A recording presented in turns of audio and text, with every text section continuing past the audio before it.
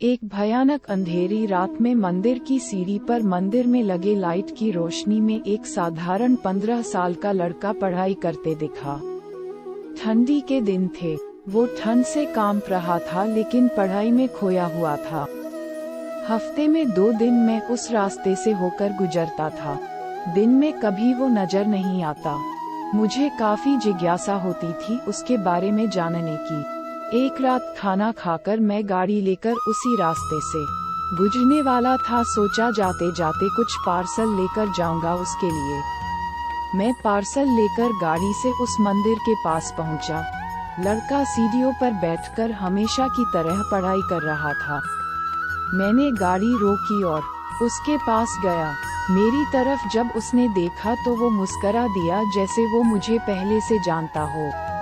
मैंने उससे पूछा, बेटा तुम हमेशा यहीं पर क्यों पढ़ाई करते हो?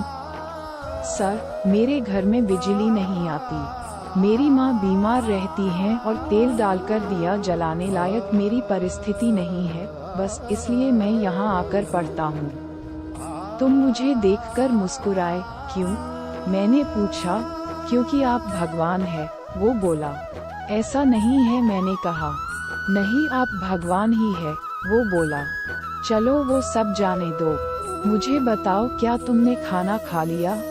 क्योंकि मैं तुम्हारे लिए खाने का पार्सल लाया हूँ।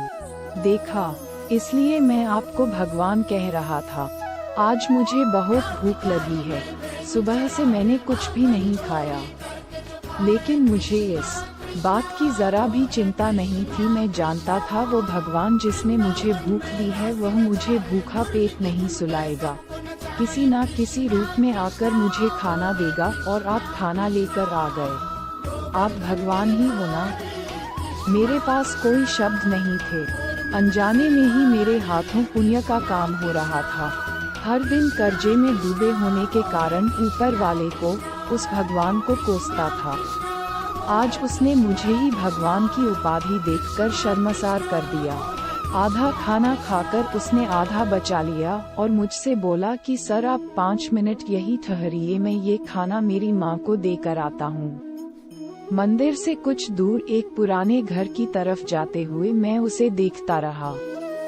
कुछ मिनटों बाद वह वापस लौटा। उसके हाथों में मुट्ठी भर फूल थे। उसने वो मेरे पैरों में रख दिए और बोला, माँ ने कहा है जिस भगवान ने हमारा पेट भरा है उसके चरणों में थोड़े फूल तो चढ़ाने ही चाहिए। मेरी आंखें बंद हो गई और उसमें अपने आप आंसू निकल आए।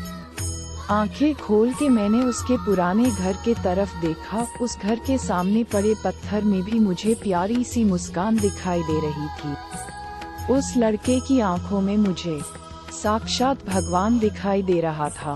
दोस्तों, कहते हैं कि भगवान सबकी मदद करते हैं, बस वह खुद सामने नहीं आते। किसी ना किसी के जरिए हम तक वह मदद पहुंचा देते हैं। बस जरूरत है तो उन पर विश्वास करने की। ये कहानी आपको पसंद आई है तो वीडियो को लाइक, कमेंट, शेयर जरूर करें और ऐसे ही कहानियों के लिए हमारे चैनल को सब्सक्राइब जरूर करें। दिल फोल्डेड हैंड्स।